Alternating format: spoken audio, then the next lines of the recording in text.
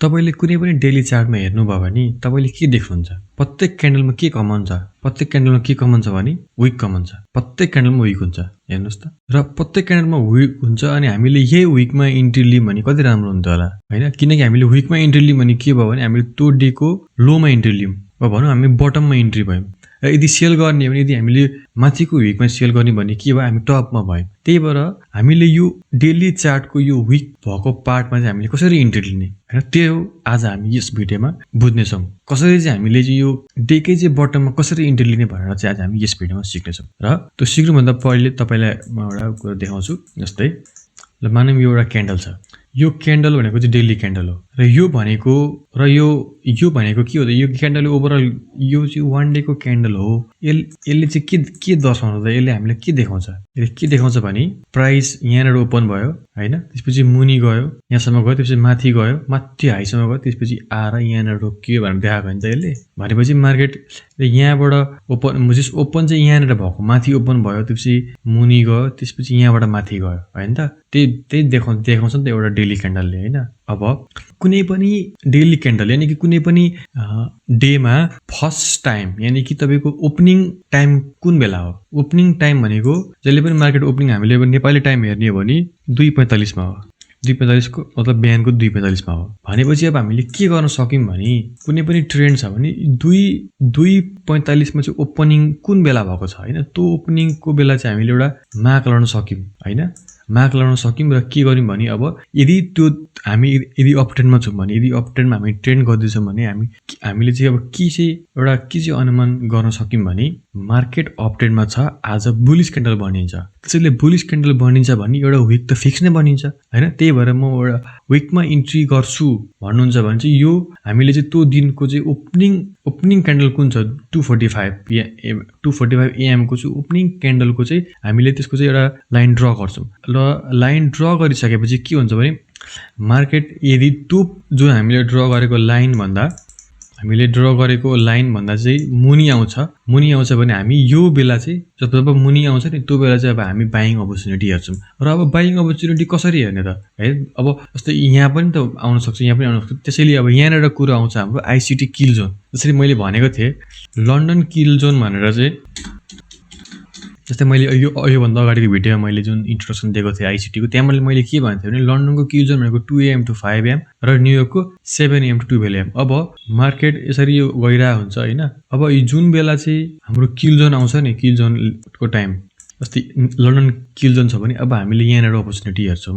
यदि तपाईले चाहिँ यो किल जोन भित्र ट्रेडिङ अपर्च्युनिटी हेर्दै हुनुहुन्छ भने अनि त्यो दिन चाहिँ तपाईको बुलिश क्यान्डल बन्न सक्ने सम्भावना छ हैन, यानी कि अप ट्रेन्ड छ, तपाई चाहिँ आज मार्केट माथि जान्छ भनेर तपाईको एनालिसिस त्यसो भन्छ। र अनि जुन क्यान्डलहरु छन् तिनीहरु चाहिँ यो जुन तपाईले ओपनिङ रेन्ज ड्रा गर्नुभएको ओपनिङ लाइन त्यो चाहिँ अब ओपनिङ लाइन भन्दा चाहिँ त्यो क्यान्डलहरु मुनि छन् भने चाहिँ अब त्यस्तो बेला चाहिँ हामीले यहाँ हेरेर अपर्च्युनिटी हेर्नु पर्यो। र अपर्च्युनिटी पनि कसरी हेर्नु पर्यो भने जस्तै अब यो लन्डनमै हुन्छ भन्ने छैन, कहिलेकाहीँ न्युयोर्क पनि हुन सक्छ हैन। त्यसैले अब हामीले सेटअप हेर्दाखेरि चाहिँ के गर्नु पर्यो भने यो जुन रेन्ज छ जहाँ हामीले किन खोज्दैछौं त्यहाँ चाहिँ एउटा हाम्रो पोइन्ट अफ इन्ट्रेस्ट हुनु पर्यो। मतलब ओबी हुनु पर्यो कि त ग्याप हुनु पर्यो कि त लिक्विडिटी जोन हुनु पर्यो। कुनै एउटा लिक्विडिटी जोन चाहिँ मार्केटले ग्र्याब गरेको हुनु पर्यो। जस्तै एउटा एक्जाम्पल जस्तै हो यस्तो चाहिँ हुनु पर्यो। यहाँ तपाईको यो ओबी पनि यहाँ चाहिँ ओबी जुन यो भाग छ यो पोइन्ट चाहिँ यहाँ आएको जस्तो तपाईको जस्तै तपाईले हेर्नु भयो र सबै जुन यो छ नि यो जुन सेटअपहरु चाहिँ यो जुन सबै चाहिँ यहाँबाट आएर मिल्यो भने अब के भयो भने तपाईले बटम पक्रिने चान्स चाहिँ पुरै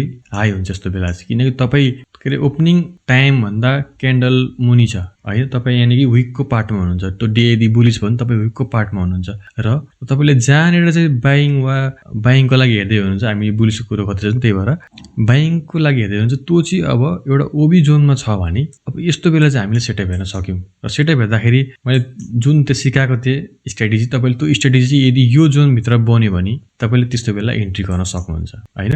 होइन भने तपाईको अवस्था अब यहाँ आएर पनि के हुन्छ भने जस्तै मानौं जस्तै यहाँनेर चाहिँ के बन्यो भने यहाँ आएर चाहिँ मार्केटले यस्तो स्ट्रक्चर बनायो, यहाँ आयो यसो गरेर एउटा दियो भने अब के भयो त यहाँ चेन्ज अफ क्यारेक्टर भयो। अब हामीले के गर्न सक्छौं भने यहाँको कुनै ग्यापमा हामी लिमिटर राखेर टार्गेट हामी माथि राख्न सक्छौं, माथि कुनै लिक्विडिटी जोनमा हैन। यसरी हामीले इन्ट्री गर्न सक्छौं। यस्तोमा यसरी चाहिँ हामीले इन्ट्री गर्यौं भने चाहिँ हामीले दिनकै बटम वा लो सम्म त सक्छौं। र अब कहिलेकाहीँ मार्केट कहाँ जान्छ, तल जान्छ, माथि जान्छ भन्न सकिँदैन होइन।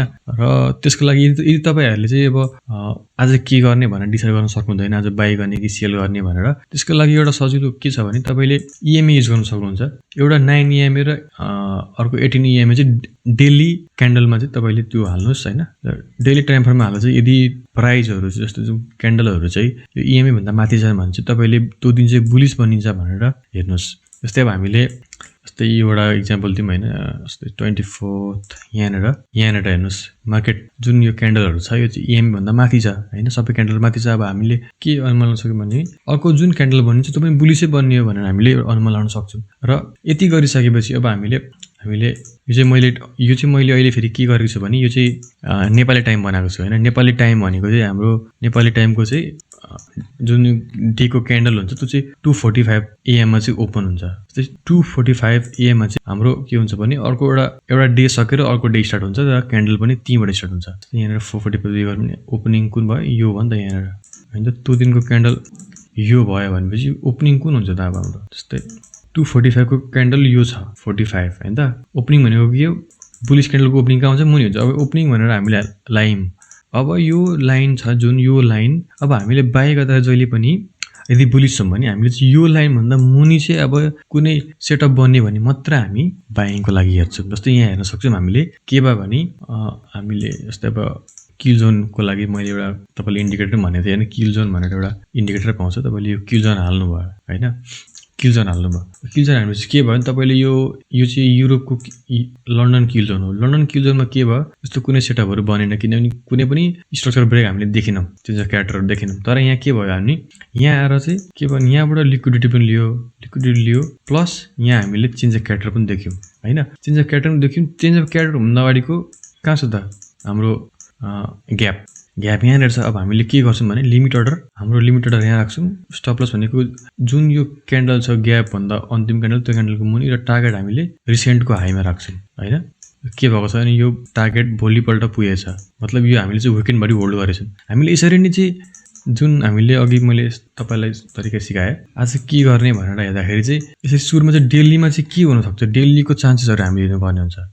डेलीको अब हामीले ट्रेन्ड थाहा पाउनको लागि चाहिँ त्यो अहिलेको इएमए युज गर्न सक्नुहुन्छ, वा हामीले यसरी नै पनि हेर्न सक्छौँ। जस्तै यहाँ हेर्नुहोस् यो ब्रेक यहाँबाट लिक्विडिटी लियो होइन, लिक्विडिटी लिएपछि अब हामीले के सोच्छौँ भने यहाँबाट चाहिँ यहाँसम्म आउन सक्छ, यहाँबाट फेरि मार्केटले लिक्विडिटी लिन सक्छ भनेर अब हामीले यहाँ ब्रेक भइसकेपछि अब यहाँ यो ब्रेक हुन्छ हामी बुलिस हुन सक्यौँ होइन। त्यसपछि यो ब्रेक गरिसकेपछि नि अब हामीले के अनुमान सक्यौँ भने यो यहाँबाट लिक्विडिटी लिन्छ भनेर हामीले त्यो एउटा हाम्रो त्यो एनालिसिस हुन्छ। तर के भयो भने मार्केटले फेरि नै मुनि नै आएर फेरि चाहिँ यहाँबाट अर्को लिक्विडिटी पनि ग्र्याब गरेर अनि मात्रै माथि गएको छ। अब के भयो भने हामीले त्यो दिनको दुई दिन चाहिँ हामी के भयो भने लसमा हुने भयौँ, वा हाम्रो बायस मिलेन भनौँ न। हामी जुन बेला चाहिँ हामी जस्तै हामीले बाई गर्ने भन्यो तर मार्केट मुनि गयो नि त होइन, 2 दिन चाहिँ हामी गलत भयौँ। तर जुन बेलासम्म हामीले यो चाहिँ हाई चाहिँ यहाँबाट चाहिँ लिक्विडिटी लिँदैन तबसम्म हामी बुलिस नै थियौँ भने कति दिन चाहिँ मिल्यो त हाम्रो 1 2 3 4 5 दिन मिल्यो। र यदि हामीले यसरी नै त्यो यही अघि मैले सिकाए जसरी चाहिँ हामीले यो विकमा चाहिँ इन्ट्री गऱ्यौँ भने हामी त 3 4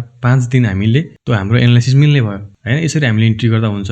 र यदि अब यसरी हेर्न आउँदैन होइन, अब अलिकति गाह्रो हुन्छ भने होइन, अघि मैले भने जसरी इएमए 9 र इएमए 18 हालेर तपाईँले हेर्न सक्नुहुन्छ ओभरअल ट्रेन्ड के छ भनेर। अब यसरी हेर्दा पनि तपाईँले हेर्न सक्नुहुन्छ यहाँनिर के भयो भने मार्केट यहाँ जुन यो इएमए भन्दा क्यान्डलस्टिक माथि तपाईँले अब 1 दिन 2 दिन तपाईँको मिल्ने भयो, त्यसपछि अर्को 2 दिन नमिल्ने भयो, त्यसपछि 1 2 3 4 दिन मिल्ने भयो, 1 दिन नमिल्ने भयो, फेरि 1 दिन मिल्ने भयो, यसरी होइन। जस तपाईँले ओभरअल एउटा विककै हेर्ने भने जस्तै मन्डेदेखि फ्राइडेसम्म हेर्ने भने तपाईँको कतिवटा डेज चाहिँ तपाईँको मिल्ने भयो त 1 2 3 4 5 6 मन्डे 1 2 3 4 अनि 4 दिन जम्मै हाम्रो ट्रेडिङ डेज कतिवटा हुन्छ 5 वटा होइन। जस्तै मन्डे ट्युसडे वेडनेसडे थर्सडे मिल्ने भयो, हाम्रो फ्राइडे चाहिँ मिलेन होइन।